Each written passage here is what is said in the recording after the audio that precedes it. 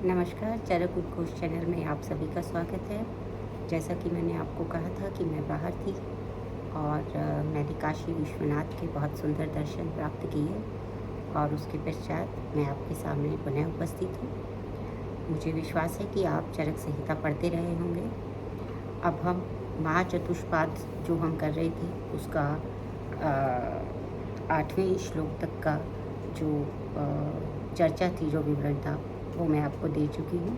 अब इसके आगे हम महाचतुष्पाद पर आगे बढ़ते हैं। तो इसमें आगे जो उन्होंने बताया है वो बेसिकली क्या है कि उसमें सुख साध्य और कृच्छ साध्य ऐसा बताया कि जो व्याधि होती है वो किस प्रकार से उसका ट्रीटमेंट होगा, उसके आधार पर उसको सुख साध्य और कृच्छ साध्य, सुख साध्यम, मतम साध्यम, कृच्छ साध्यम तथापि च द्विविधम च अपि असाध्यम सात याप्यम यच्च अनुपक्रमम साध्यानां त्रिविधश्च अल्पमध्ये उत्कृष्टतां प्रति विकल्पो न तो असाध्यानां नित्यानां नियतानां विकल्पना।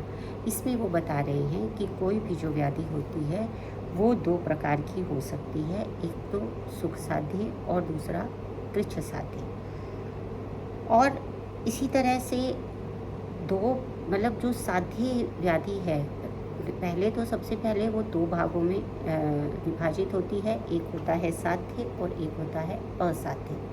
फिर जो साध्य है उसको जो है फिर से जो है वो आगे फर्दर डिवाइड किया गया।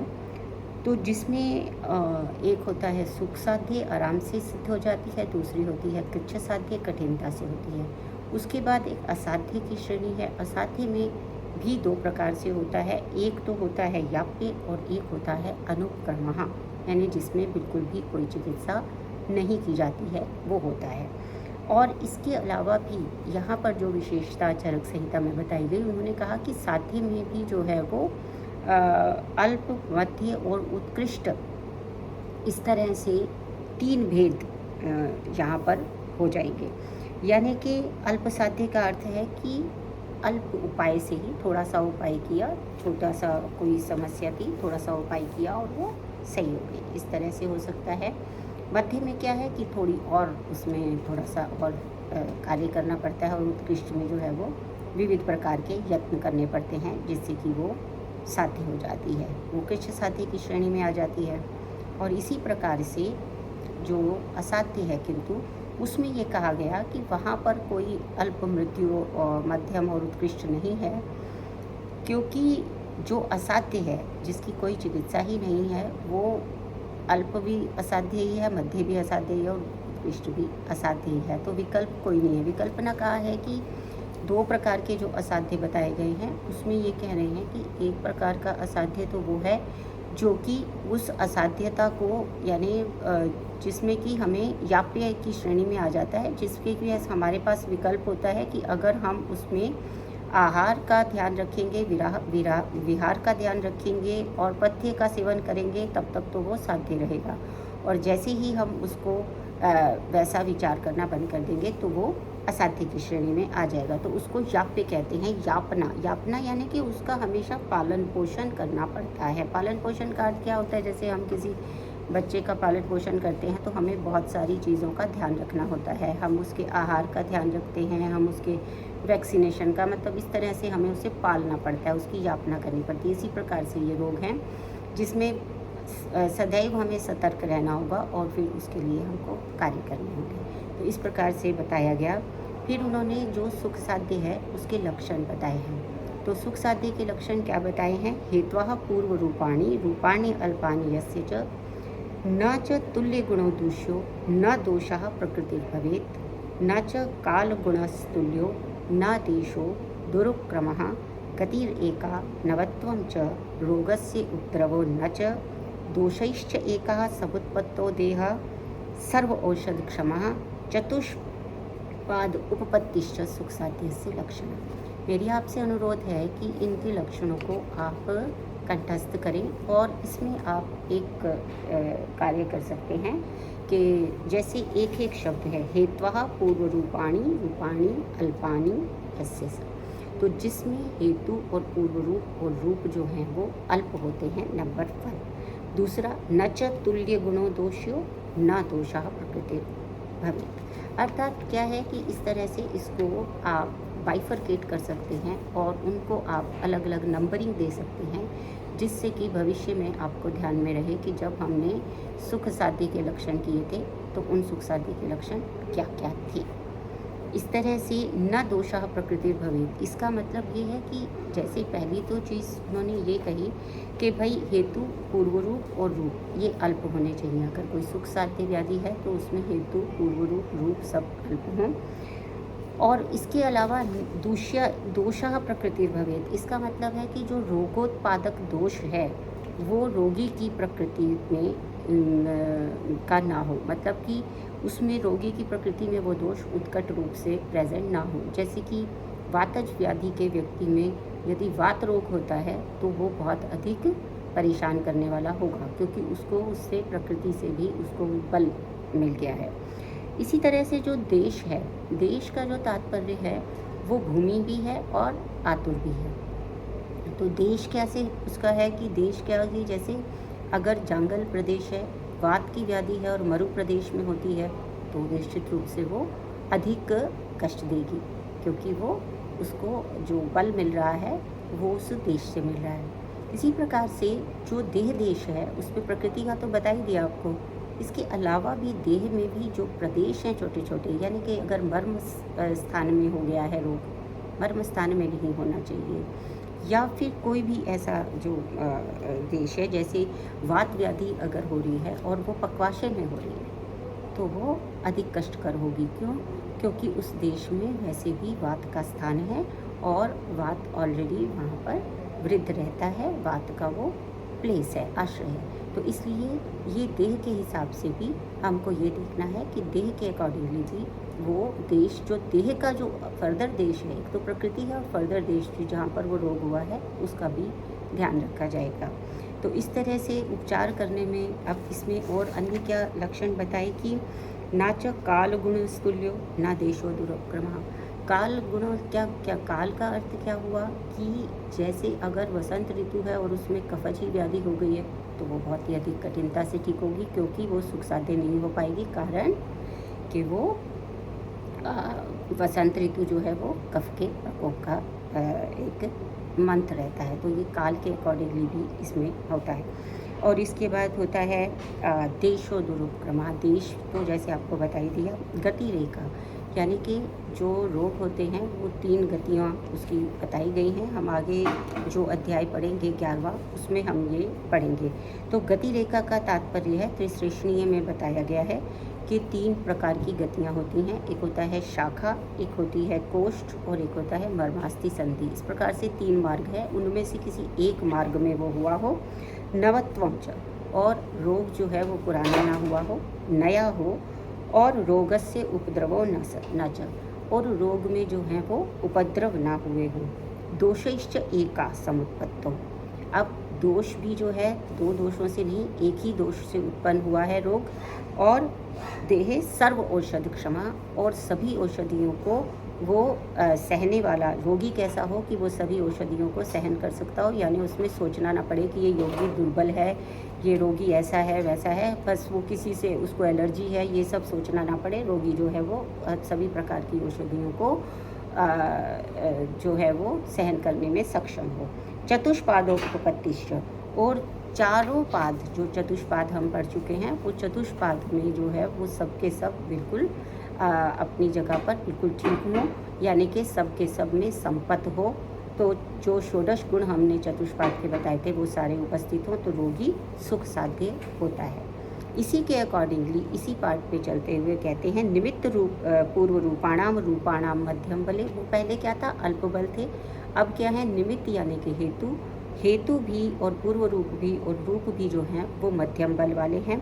काल प्रकृति दूष्याणाम, अब 3 चीज़ें थी हमारे पास, काल, प्रकृति और दूष्य। दूष्य यानी कि धातुएं जिसको उसने दूषित किया है, और काल जैसे मैंने आपको बताया ऋतु आदि। इन तीनों में से यदि कोई एक जो है वो तुल्य हो जाता है, हमने तो कहा ये तीनों अतुल्य होंगे तो सुख साध्य होगा, लेकिन इन तीनों में से कोई एक अगर जो है वो सामान्य तुल्य हो जाता है तो भी वो रोग जो है थोड़ा कठिनता से ठीक होता है। फिर वो रोग यदि गर्भिणी को हो, कोई प्रेग्नेंट लेडी है, गर्भिणी है, वृद्ध है, बाला नाम च न अति उपद्रव पीड़ितम, यानी थोड़े से उपद्रव हैं लेकिन बहुत सारे उपद्रवों से पीड़ित ना हो, फिर वो सामान्य औषधियों से ठीक ना हो रहा हो, यानी कि शस्त्र क्षार अग्निकृत्य अनवम, ठीक है, अग्निकृत्या नाम, यानी कि शस्त्र क्षार और अग्नि के जो उपाय हैं उससे वो उचित होता हो, ठीक होता हो। और कृच्छ अनवम, अनवम का मतलब है थोड़ा सा पुराना हो गया हो अगर। और कृच्छ देशजम, अब कृच्छ देश क्या है? कृच्छ देश ये है कि शरीर में वही सेम कि किसी मर्म स्थान में हो गया है, किसी ऐसे स्थान में हो गया है जिसमें कठिन हो, मर्मस्थी संधियों में हो गया है, तो वो जो है वो कृच्छ साथी की श्रेणी में आ जाता है। और फिर विद्यात एक पथम रोगम ना अतिपूर्ण चतुष्टयम, एक पथ वाला रोग है लेकिन जो चतुष्पाद है वो पूरा नहीं है। द्विपथम ना अतिकालम व कृच्छ साध्यम द्विदोषजम, अगर जो है वो रोग अधिक काल का ना हुआ हो लेकिन 2 दोषों से वो रोग उत्पन्न हुआ हो तो उसको हम कृच्छ साध्य कहते हैं। इसके बाद आता है हमारा नेक्स्ट, शेषत्वाद आयुषो याप्यम असाध्यम पथ्य सेव्या लब्ध अल्प सुखम अल्पेन हेतुना आशु प्रवर्तकम गंभीरम बहुधातुस्थम मर्म अस्ति समाश्रितम नित्य अनुशायनम रोगम दीर्घ कालम अवस्थितम।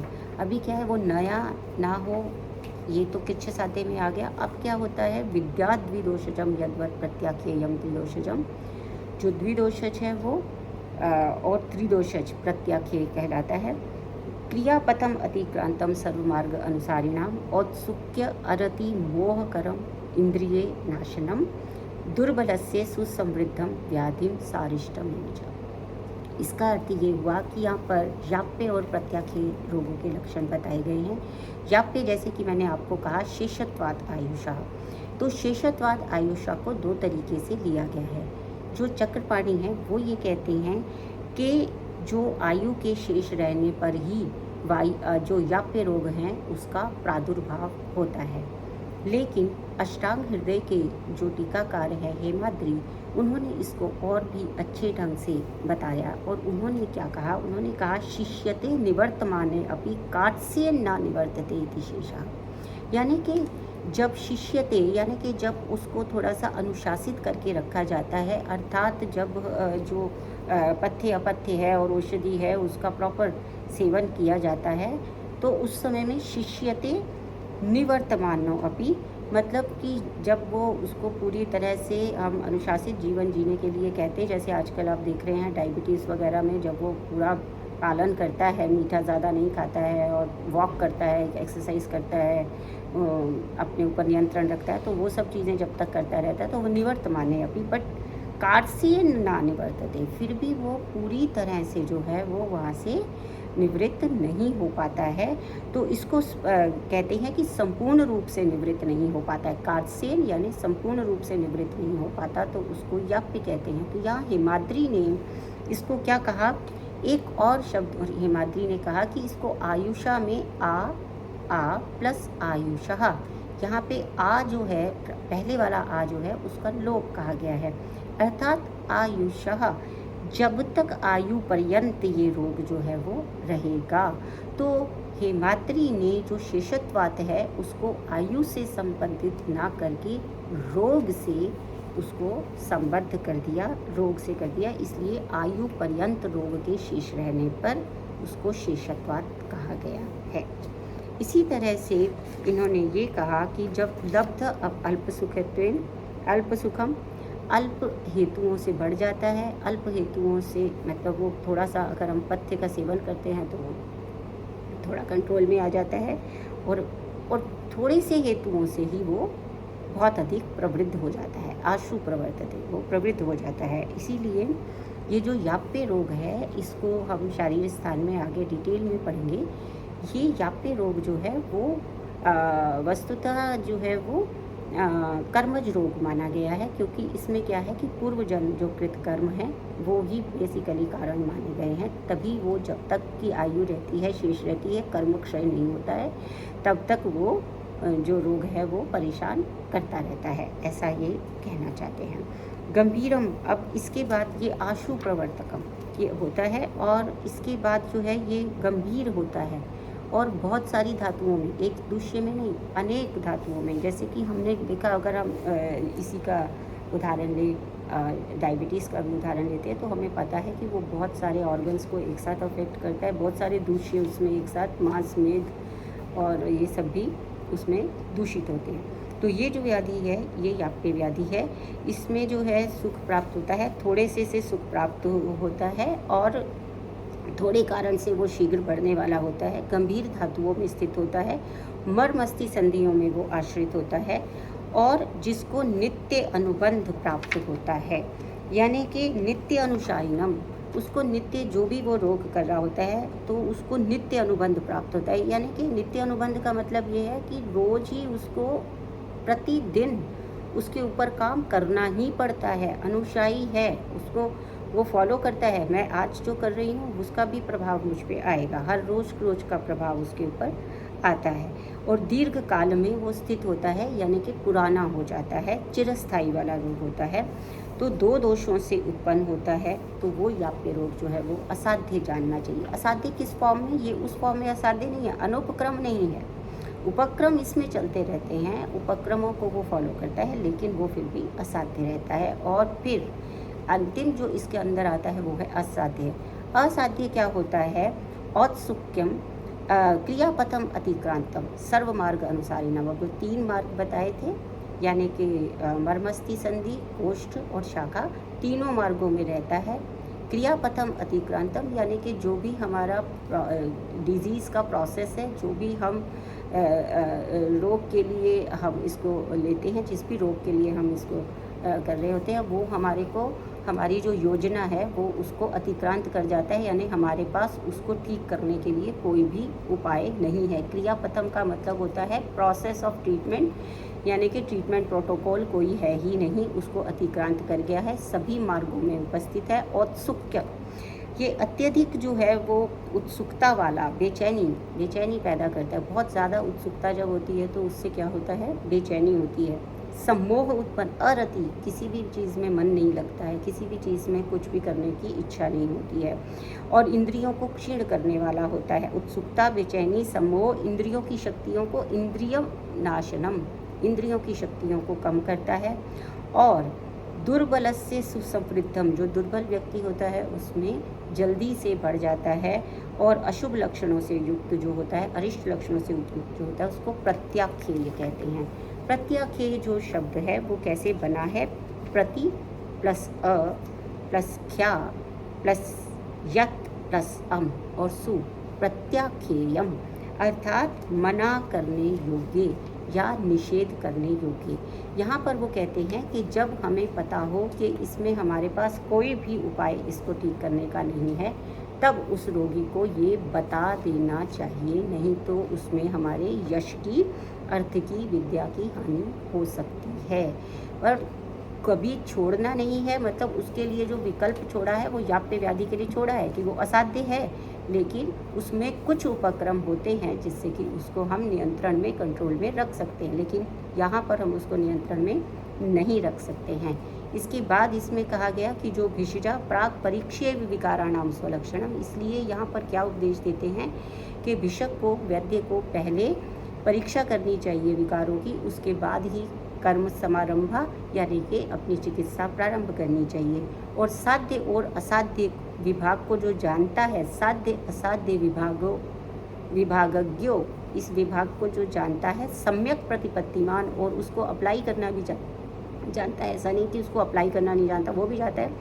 ना सब मैत्रेय तुल्या नाम मिथ्या बुद्धि उत्पत्ति, तो जैसे मैत्रेय में एक मिथ्या बुद्धि उत्पन्न हो गई थी कि नहीं, चतुष्पाद के होने और नहीं होने से कुछ नहीं होता, वो सारा संवाद था, तो वैसी वाली बुद्धि उत्पन्न नहीं होती अगर हमें इनके बारे में विशेष रूप से ज्ञान होता है। इसलिए सम्यक परीक्षा के ऊपर बार बार जो है वो बल दिया गया है। तो इस प्रकार से महाचतुष्पाद समाप्त होता है, और अगली लेक्चर में मैं तिसरेशनीय अध्याय 11वें अध्याय पर आपसे बात करूँगी। तब तक आप पढ़ते रहिए और अपने प्रश्नों को इस चैनल पर प्रेषित करते रहिए। आपका बहुत बहुत धन्यवाद।